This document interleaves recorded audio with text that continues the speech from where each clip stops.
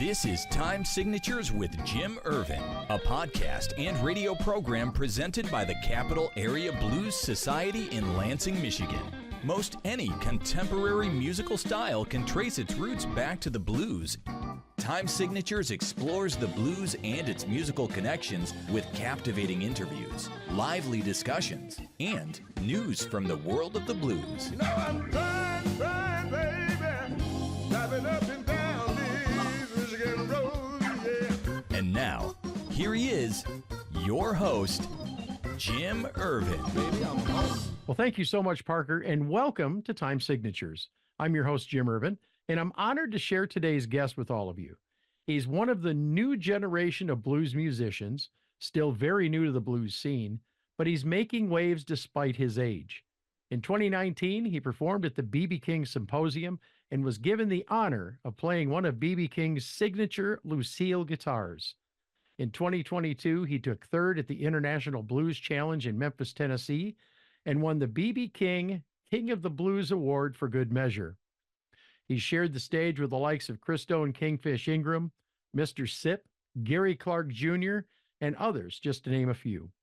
This blues musician is one of a few declared curators dedicated to preserving the traditional blues created by the likes of B.B. King, Little Milton, and so many others of the day.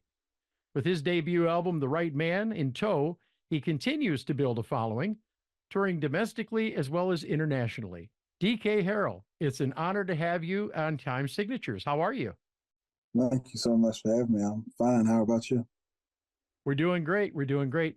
I got a ton of questions here, so we're just going to go ahead and dive in and get rolling. And I really can't think of any better way to start this discussion than to ask you how it felt to not only win the award, but earn the honor of playing one of B.B. King's signature guitars. That had to be incredibly surreal, yes? Yes, it was overwhelming. I actually remember how the moment happened, like by detail. We had started the symposium, and the symposium is what people consider long because it starts at like 9 o'clock in the morning, and you're not done until about 2 or 3 in the afternoon. Okay. Because they have panelists, people who discuss whatever that topic is. And I think for that year, the topic was blues in the United Kingdom. Okay. Well, it was actually called B.B. King Symposium Presents the British Invasion with the Blues. So that was what was being covered at the time. And about around lunchtime or right before lunch, so about the 11 o'clock, 12 o'clock part or section, that they would have music, and then we would dismiss for lunch. So they brought out 2 guitar cases. One of them was a red Gibson Lucille, which I'm pretty sure had to be a model between early 2000 or mid 2010s. And then the other was the custom Lucille that Gibson made for BB when he opened the BB King Museum. And Little Ray Neal, who is the younger brother of Kenny Neal, who is a regular at these symposiums, was handling the guitars. And I said, Ray, you gonna play Lucille? And he said, no, today is your day.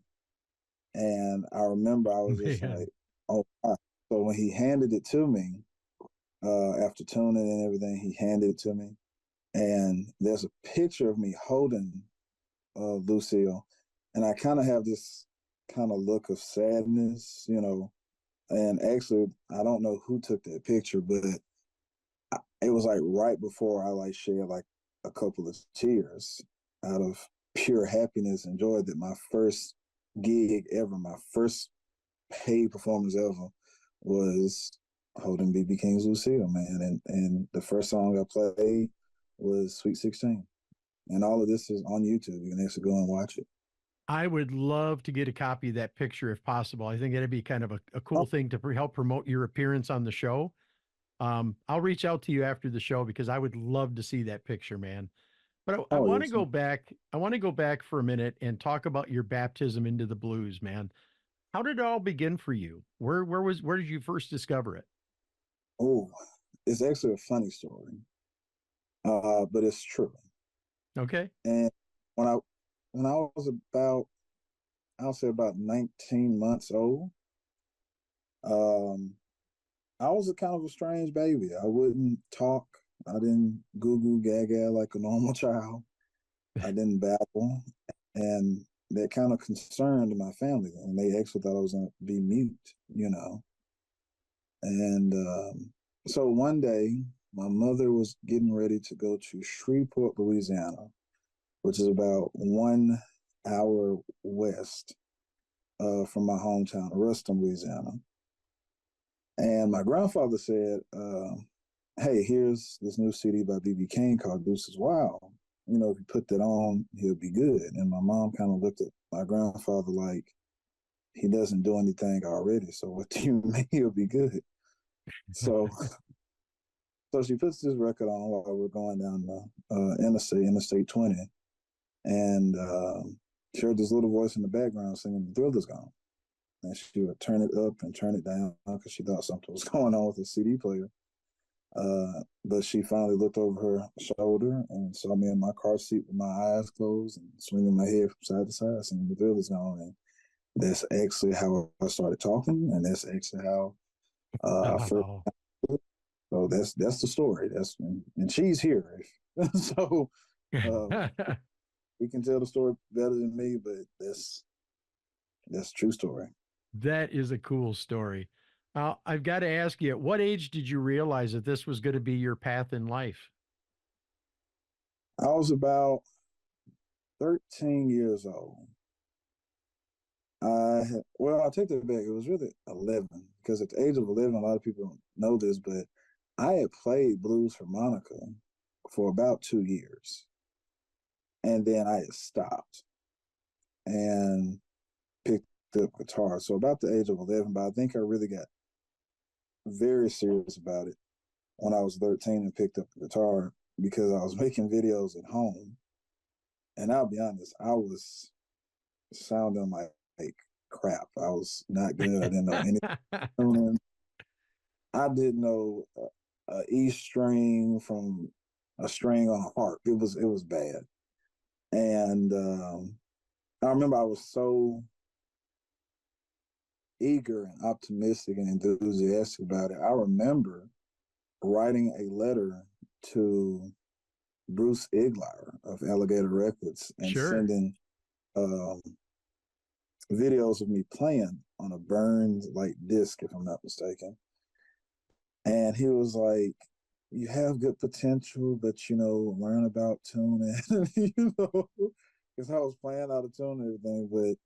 But that's when I really, and I won't lie, I got discouraged. But now here we are, I think almost, yeah, a little over 10 years later, and 12 years later, and I've sat and had many talks and lunch and dinners with Bruce Iglar. So we've become great friends, and he probably doesn't even remember that because I haven't brought it up to him, but I Oh, but should bring it up. you should bring that up to him. That'd be a great story.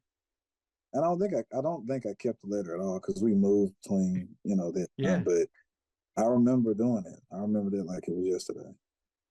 Yeah, you So should about bring when you see Bruce next time, you should bring that up to him.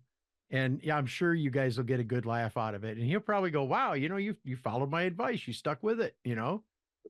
Well, He's a listen, great guy. he is absolutely. I have to ask you, because you're really beginning to hit your stride in 2019 with your third place finish at the IBC in Memphis, and just less than a year later, the world came to a grinding halt with COVID. That had to be a Yeah. real splash of cold water on your career, yeah?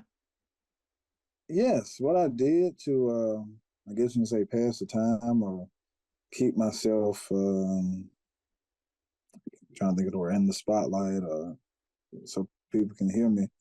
Sure. They have a page on Facebook called All About the Blues, Okay. and it has a great deal of followers. And I was posting videos of myself playing, and some of those videos, got a couple of thousand views out of them, a couple hundred likes. And that's actually where I first encountered Rod Bland, Bobby Blue Bland's son, because he follows that page same as I. And he was like, "You need a record. You need to record. You need a record." And of course, recording takes money. So I Oh just yeah. kept telling, "Well, I can't record, until I have some money." Um, and then Tony Coleman, who I met previously in 20, really I met Tony in 2017, not in person, but on social media on that same Facebook page. So with COVID going on, that's what I did. I just posted videos of myself playing the backing tracks. That's all I did. Okay. You know, from the looks of your tour dates, you've got some great gigs lined up in the United States and also in Europe. Talk about the Yeah. differences between the fans in both locations. And it must feel good to be back at the grind. Would you agree? Oh man, my manager, Michael Kinsman, is very shocked about how much I like to be away from home. Like he thinks it's very sad. He's like, "No, you have to enjoy being home." I'm like, "No, my happy place is being on the road." It is with the fans is a very big difference because of course you have the language barrier. You have very few that speak English, and so what I do is I joke with them and I say, I'll be talking on in the microphone and I go, "You guys probably don't understand what I'm saying, but it's okay. I've been trying to speak English now for 25 years and still can't get it right." And those, you know, start laughing, and then somebody will translate, and you'll see people start laughing. But I will say the way that the audiences are not different is that they all have a love, a genuine love and respect for the blues and for music, period. And I make it very clear in many of my shows that music is and will forever be a universal language. Nothing will be able to replace the power that music has. I was recently in Curacao a few days ago, and I had told the audience, they say wars start because of greed, women, and politics. I said, but if you think about it, the thing that really prevents war from happening, from war, violence, riots, is music. Right. Yeah. And I tell them if they don't believe me, go and watch James Brown performing at the Boston Garden, where he literally stopped a riot from happening. I think either the day or the day after Martin Luther King was killed. And Wow. that's the power of music. That's not the power of James Brown. That's the power of music. Yeah. Yeah. So that is the only difference. That is the language barrier, but they all have the same love for the music. Well, this is Time Signatures. I'm your host, Jim Ervin. And my very special guest today is DK Harrell, a rising blues musician who's having one whale of a time and traveling around the United States and over into Europe. And I know when you and I talked initially, you made mention of the fact that some people make a comment that, you're just trying to emulate BB King with your playing style. But I guess, what would you say to those that express that? Because clearly, I mean, yeah, you kind of have that style, but you have your own flavor as well. Would you agree? Oh yes, I agree highly, not because of myself. I agree highly because BB was BB. Yeah. BB was Riley B. King. Um, but what I say to those people is, well, they compare Eric Gales to Jimi Hendrix. They compare Kingfish Ingram to Jimi Hendrix. Yeah. They compare King to Jimi Hendrix. They compare Joe Bonamassa to Jimi Hendrix. They told Prince that he was like Jimi Hendrix. And the thing is, I used to take it in a bad way, honestly. I used to take it as, oh, I'm just a copycat and impersonator. But now I go, if you're compared to a great or the greats, that means you're just as good, if not better. than those that you idolize. You Yeah. fit in the same shelf or the same box that these greats are in. So if first I didn't take it too well, but now I'm like, hey, if I sound like somebody that's good, that must mean I must be doing a pretty good job. And some have said it in a sense of like, it's not a good thing. But like my bass player tells me, Andrew Moss, don't fix what ain't broken. Amen to that. And so it's been working. And I'm not saying that's all I'm going to stick with, but I feel like with the album, the debut album, The Right Man, yes, of course, you hear BB, but you also hear a lot of Lil Milton, Albert King. A lot of people don't know this, but the song Get These Blues Out of Me, those changes that when I sing, I'm going to sing to my voice, this horse going to play with all my force to get these blues out of me. Those changes actually come from Stains. It's possibly me. It's probably me, excuse me, which was on the soundtrack of Lethal Weapon 4. So Okay. my music and my style is really just a mixture of things that I admire. And of course, BB is a heavy influence. Well, Milton is a heavy influence. But when you see my show, you'll sit there and go, he may sound like BB, but he's doing things that BB would never do. Yeah, and even on your CD, I noticed, there are some comparisons that can be made to your style and BB's style, but much like you and Joe Bonamassa and others. But look, Stevie Ray Vaughan, I believe, was compared to, was it Albert King or one of Correct. the others? Yeah, it's like, I think that if you can take a little something from each of the people that that you wish to emulate or that you aspire to be like, and then develop your own style like you've done, Mm-hmm. there's nothing to be ashamed about there, in my opinion. I mean, you're doing good. It's really nothing to be ashamed about. Because even Ray Charles said it in an interview. We all steal from somebody. We all borrow from someone. And even BB King himself said, there's only 12 notes in music. There's only 12 keys. And there's no such thing as new music. It's taking your personality and applying it to something that's already structured. Yes, sir. And what you feel or what you have mentally in here and just going, well, this is what I want to do to Beethoven's Fifth or whatever it may be. And I agree with it. And I feel like some people who are just severely critical, I think of people who take their jobs too seriously and take the music too seriously. So. Well, DK, you have already had some tremendous opportunities to share the stage with some of the biggest names in the blues. I'd like you to talk about your biggest moment, either opening for or playing with alongside. Who would you pick in the back of your mind as your biggest stage moment? That is a tough one. That is a tough one. I probably have to say Buddy Guy. Buddy Guy, let's see, around May of last year, Okay.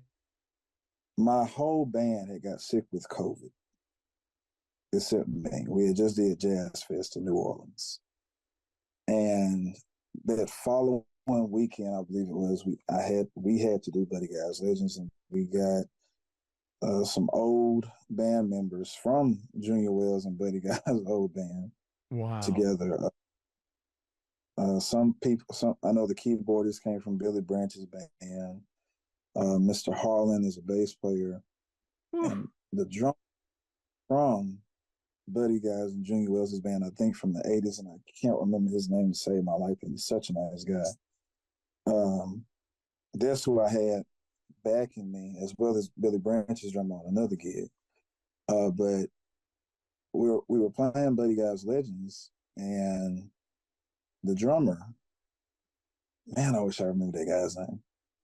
He goes out like through the side door by the stage and goes to the bar, and he comes back and he goes, "Oh, Buddy's here." I said, "Buddy Guy's not here. He can't be here." But Buddy's on the road. He was literally just at Jazz Fest. He's on the road, which I had just seen Buddy at Jazz Fest, not personally, but I saw him, performing. Right. And I was like, there's no way that he's on the road. He's out here. And so he opens the door a little. He goes, you see that guy sitting at the bar in the white hat? I was like, this is just some old guy. That's not Buddy, because he kind of had his head down. And he goes, that's Buddy. I was like, okay, whatever. So the guy who runs the door, whose name I can't remember now, because I meet so many people. So I hope you don't take this as disrespect. No, you're good. You're good. But the young man who runs the door gets up on stage to announce me or announce us, and he goes, he whispers in my, we do like an hour set, right when we're about to end the set, he comes on stage, he grabs me and he goes, Buddy's gonna come up and do a couple with you. And I went, oh, okay. And Buddy, stage in white pants, white hat, and this nice kind of red orange patterned shirt. And he started singing, and we're playing like a slow blues behind him. And after the gig, of course, I met him, and he was like, I hear you from Louisiana. I said, yes, sir, I'm from Louisiana, born and raised. He said, what part? I said, resting between Monroe and Shreveport. He said, I know where it is. I used to have people up that way. I probably know you people. And I said, okay, cool. And he said, we'll get together soon. That was it. I think that was, wow.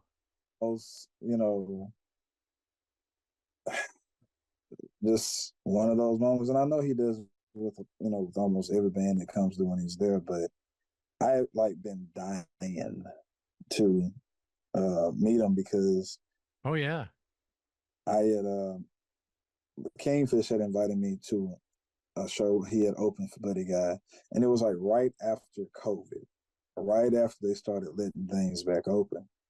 But of course, Buddy couldn't walk into the crowd, and he couldn't right. be around. So I just had to watch from backstage. Like, God, I'm like 30 feet away from him, and I can't say anything, And yeah, it was nerve wracking. The patience is a virtue, and yeah, it was worth the wait. So I think that so far in my career, that's been the biggest off for me. We went to see Buddy at Fred Meyer Amphitheater over here in Grand Rapids last June, and it was a bucket list trip for me. I have to admit, I'll be 59 next week, and it was the biggest show that I had seen to date of anybody that I had seen. And he come down off the stage, went out into the audience and walked back, and I went, I'm going to take a shot because I think he's going to come back the same way, because I looked over here and there's like no clear path to get him back on the stage. So I walked over, made my way through the crowd, and I walked over about 65 feet. And sure enough, here he comes playing his guitar, and he stopped right here in front of me and started jamming. I'm getting goosebumps talking about it. That's so cool. Buddy, I could have thrown my hand up on his arm and the whole nine, probably would have gotten tackled by security, but he was right here playing for me. And I snapped a couple of pictures with my cell phone, and he worked his way back up on the stage. And I'm like, that's what I'm talking about. That's what, if you want to talk about my biggest moment going to a blues show, that was it for me. Okay. And then I got an opportunity to shoot Joe Bonamassa's first 3 songs in Fox Theater in Detroit in November. So that was an even bigger thrill. But yeah, it's wonderful when you get to meet people in the blues and you find out that they're just like you and I. They just do a little different job is all, Oh yeah. I mean, I did meet BB in 2013, right before he went into hospice. Of course, after, he was playing at the Baton Rouge River Center Theater in Baton Rouge, and he was, of course, he would stand on stage and talk to the audience afterwards. Sure. And I kind of pushed my way up to the front. I was about 16 years old, and I was 15 when I was 16, and I yelled out, Mr. King," and he looked dead at me.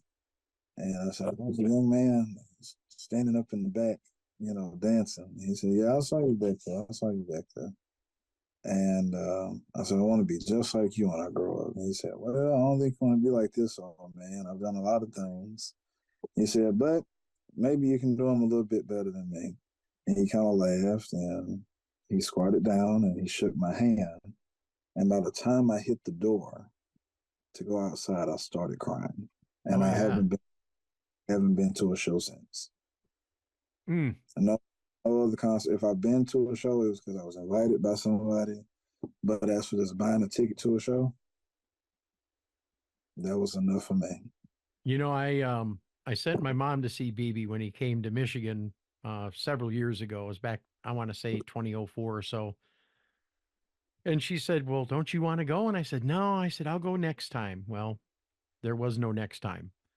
But she really enjoyed the show and talked about what an awesome performer he was. But DK, it's absolutely exciting because I'm looking at the next generation of blues musicians, and I see people like yourself who are making their way into the world of blues, and you're all staking your claim on particular territories along the way. Where do you see yourself musically speaking 10 years from now? Well, 10 years from now, I hope that I'm still exploring. I see myself continuing to do music in a way that makes me feel good. I've met a lot of other musicians who say, write songs for the audience. And to an extent, that's true. But there's almost like trying to force somebody to do something they can't relate to. And if I sing about other people and it's something I can't relate to, then I can't feel it. Sure. And I think that, but if I sing about something that I've went through that people can relate to, then the message is crossed. So I hope 10 years from now, I am still not only connecting with people through conversation after the show or before a show, or not through music. I hope that I'm connecting with them through the music during the show and after the show, and when they're listening to the records. And hopefully, I'm inspiring people. And I don't mean that from a musician standpoint. I mean it as a artist who actually cares about the feelings of everyone in the audience. Yeah. That's my biggest thing, is just making sure that everybody leaves the show or leaves their car or leaves their headset going, I am human and I feel. Yeah, absolutely. So what's next for you, DK? What are you working on now? You got some music projects, or what are you working on? Yes, we are actually looking at going back into the studio in All September. right. Um, I can't give out too much information, but I will say that we want the second record to be different from The Right Man. We have ideas of what to go with it. I do not want to be put in a box of just one type of genre of blues. Sure. But I'm also straying away from blues rock because, respectfully, there are so many that do it very well. So my goal is to continue taking traditional blues and classic R&B and funk and soul, and mixing it together with traditional blues, but not where it sounds mediocre or washed or watered down, or is done the right way. And I feel like The Right Man was a step toward that. Awesome. The album is The Right Man. Mm-hmm. Where can we find a copy of this? Where can we get touring information? Where can we find out how to book you? This is your chance, your shot. Tell everybody all about you and where they can find more information. Yes, you can find out more information about DK Harrell and the DK Harrell Blues Band at dkblues.com, where our tour schedule is listed, as well as a section to purchase a copy of The Right Man. And if you aren't able to purchase a copy, because sometimes we do get sold out, please come to a show. And I promise on everything that I love that I will sign that copy for you. I will take pictures with you. And we even have pics available with my name on them after the show. So we can get those to you as well. So it's dkblues.com. Find me on Facebook, DK Harrell. Instagram is DK Blues. And I don't do Twitter because it's just sad right now. Okay. All right. Well, listen, if you make it into the Michigan area or someplace close that I can hit outside of Michigan, I will come see you. There's not a question in my mind. And in the meantime, when you get your CD done, I would like you to promise to reach out to me because we'd love to have you back on to talk about it. Yes, sir. DK here. Go ahead. I'm sorry. I was just saying, yes, sir. I'll do that. All right. DK Harrell has been my guest here on Time Signatures. Want to thank you so much for joining us, and our best wishes and continued success. And of course, we look forward to seeing you on the road real soon. That wraps up another edition of Time Signatures with Jim Ervin. I want to thank DK for his time, but I want to thank you for taking time to watch or listen. Jim Ervin reminding you that keeping the blues alive is all of our goal and our responsibility, but preserving the history of the blues, one story at a time, that's my mission. Until next time, so long. This has been Time Signatures with Jim Ervin, presented by the Capital Area Blues Society in Lansing, Michigan. For more information on cabs, visit capitalareablues.org. You can find this episode and past episodes at lccconnect.org. The Time Signatures theme song, Michigan Roads, is used by permission and was written by Root Doctor, featuring Freddie Cunningham. You know I'm trying, baby, driving up and down these Michigan roads, yeah. Until next time, keep on keeping the blues alive. Baby, I'm home.